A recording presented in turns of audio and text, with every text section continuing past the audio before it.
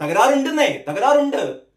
കാരണഭൂതം എന്ന് പറയുന്ന മുഖ്യമന്ത്രി ഒരു ആംബുലൻസ് ഉദ്ഘാടനം ചെയ്യാൻ വരുമോ? നിങ്ങളൊന്ന് ആലോചിച്ച് നോക്കിയ ഒരു ആംബുലൻസ് ഭീമ ജ്വല്ലറിക്കാര് സംഭാവന നൽകിയ ഒരു ആംബുലൻസ് ഒരു 10-15 ലക്ഷം രൂപ വിലയുള്ള ഒരു ആംബുലൻസ് ഒരാൾ സൗജന്യമായി കൊടുക്കുന്നു ശബരിമലയിലേക്ക്.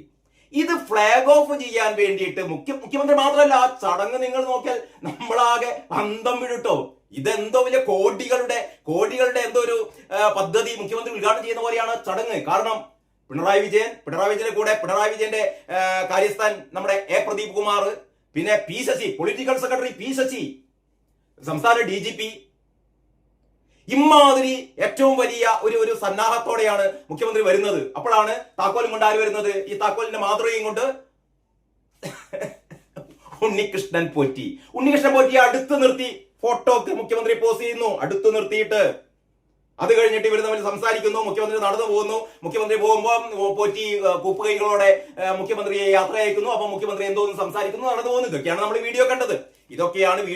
വീഡിയോയിൽ അതിന്റെ ശബ്ദങ്ങളൊന്നും ഉണ്ടായിരുന്നില്ല. മുഖ്യമന്ത്രി എന്താണ് സംസാരിച്ചതെന്ന് നമ്മൾ അറിയുന്നില്ല. അപ്പോഴാണ് ഇതിന്റെ ഈ വീഡിയോയുടെ ഒരുപാട് സ്ക്രീൻഷോട്ടുകളാണ് ഇതിലേക്ക് വന്നത്, ഫേസ്ബുക്കിലേക്ക് വന്നത്. അപ്പോഴാണ് അതിലില്ലാത്ത എന്തോ ഈ പോറ്റിയുടെ കാതിൽ സ്വകാര്യം പറയുന്ന പോലുള്ള ഒരു സംഭവം അത് സുബ്രഹ്മണ്യൻ പോസ്റ്റ് ചെയ്യുന്ന പറയുന്നത്. സുബ്രഹ്മണ്യൻ ഇത് ഫേസ്ബുക്കിൽ നിന്ന് മറ്റാരാ പോസ്റ്റ് ചെയ്ത് കിട്ടിയതാണ്.